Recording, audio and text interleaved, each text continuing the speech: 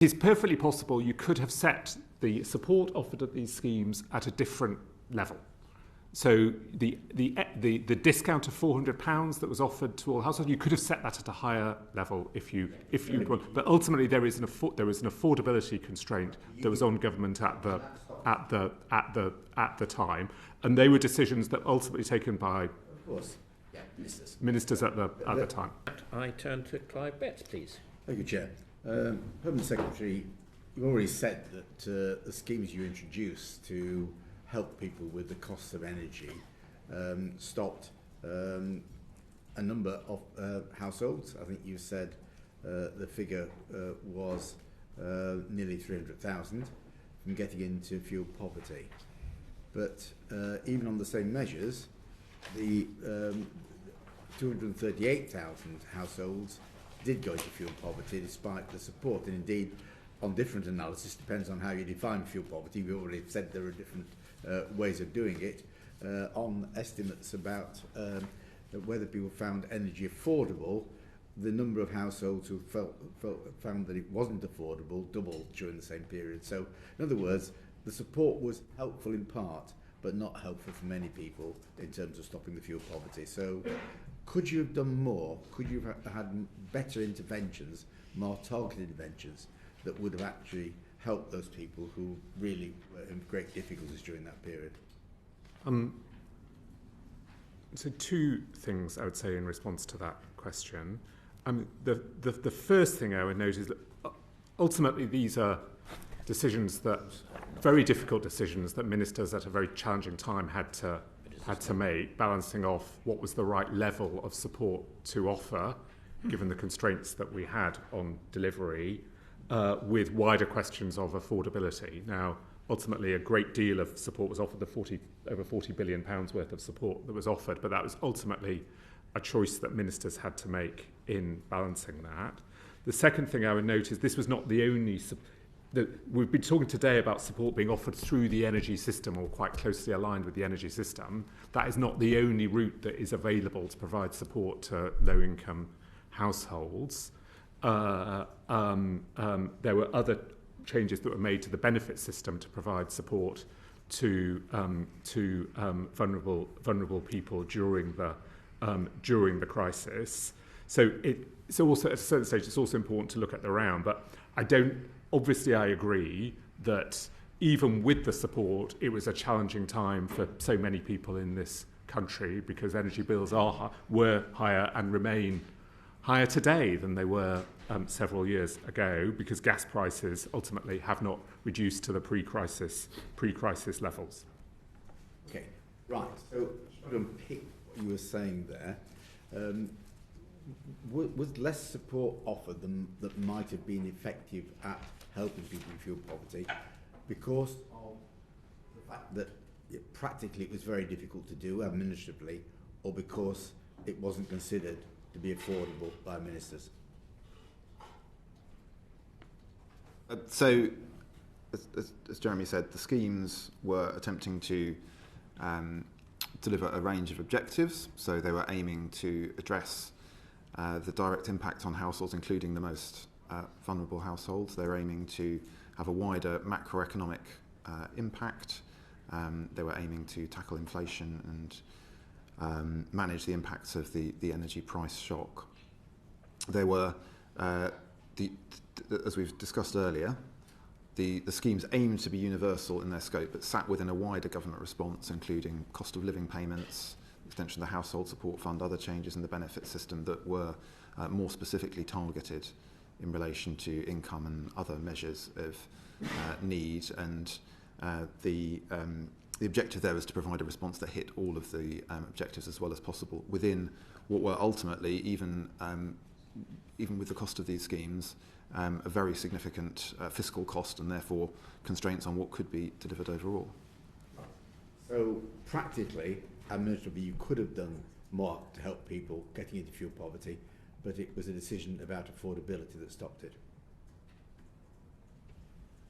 We'll come on to the issues that the evaluation is looking at later, and I think you started off by asking about were the things that we could learn from this and do more on in the future. And I think there are a range of issues that we'll be looking to that to inform us about, like the issues around take-up for some of the more targeted scheme, whether there are lessons there, lessons around communications and so forth.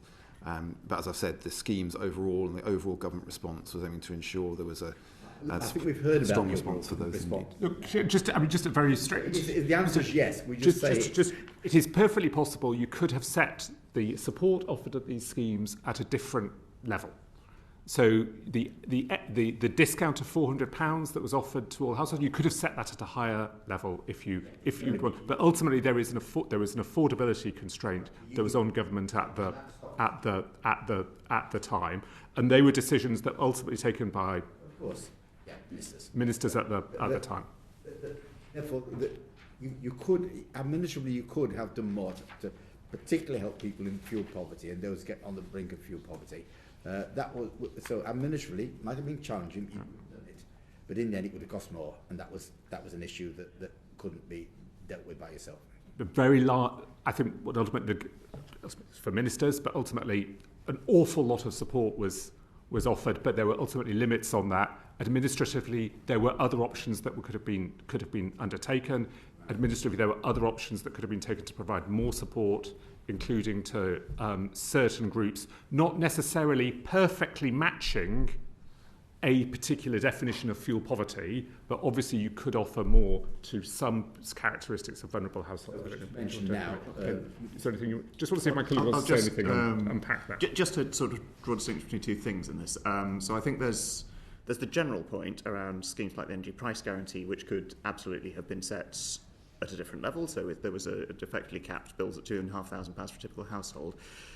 There's a separate question of the ability to target through the schemes, and that comes back to some of what we've discussed already, which is, could you have done more through targeted schemes? Could we have targeted an element of that at a particular group? And I think that gets into the very real trade-off between the speed of implementation, the breadth of the impact on households, the number who are in scope, and the ability to get this out. So I think the question of could you do more in absolute terms and set the level differently is one thing, is an affordability judgment. The question of could we have done something more for a more targeted group actually is quite challenging, and gets into some of those questions of available data. Okay. Mr. Mills mentioned that you were now looking at what was practical going forward. So have you learnt lessons about how you might better target help going forward to, again, make sure that we reduce the number of people, households in fuel poverty? So a lot of this goes to the conversation that we had earlier about the different sources of data that we can use, and a particular challenge in the period that we're talking about was targeting people who might not be in the benefit system but might have relatively low incomes, and finding ways of improving the ability of the government overall to target economic interventions in relation to income is an administrative constraint at the moment, and one, as I said, the Chancellor has tasked departments with trying to improve options on. So it remains something you are aware of but haven't got an answer to at this stage? They haven't got a full answer to at this stage would be because of that very real challenge of income data being largely on the individual basis and benefit data and the energy system rather largely looking on the the household basis. Right. Okay, can I just come on to one other aspect of the help you gave, and about hard to reach groups, those individuals who didn't have an electricity bill, so you couldn't say, there's a bill, that's what we can give the assistance to. I'll just flag up, I mean, you mentioned, I think it's been mentioned that retirement homes and places like that. I've got a retirement village. People have their own individual properties, and the landlord is an RSL, the owned property. I said, why couldn't you not have got the RSL to give you the names of all the people who live there and just provided the help to them? Because that would have got the help through a lot quicker and a lot more certainly to all the people who needed it. But you didn't. You wouldn't. Yeah. So I think in... Let me broaden out a moment, and then I'll narrow down to residential social landlords. So on all of these, the starting point was they were trying to get support to everyone, and that in itself makes this very challenging, because there are a huge array of different circumstances when you're trying to reach the entire population of the country. So we did work with local authorities on some of what we called the alternative fund schemes, which was targeted at those households who didn't have an individual relationship with an electricity supplier. They in turn worked with both with residential social landlords, with their own housing stock, and we introduced some regulations around what we call the sort of intermediary process, so not requiring people to pass through those costs that were made at that level. So we tried lots of means of outreach. It's worth saying there are a lot of different populations in this. If I give a couple of other examples, so as well as social landlords, care homes, park homes, or another that came a lot, we got to something we called a continuous cruiser scheme for those people who were travelling canal boats. So there was vast complexity in this, which meant that we needed to try to reach all of these groups with lots of communications. But one of the principles and one of the things we focused on in delivering these schemes, and which I think led to the very high levels of overall take-up we saw, was trying to deliver as far as possible through the energy system. That was our starting point in the way we could reach most people. So that meant that where we had to adapt the schemes where there was no relationship with an electricity supplier, it was naturally much more complex and required a lot more outreach, and indeed required an application-based element that there wasn't in the main parts of the schemes.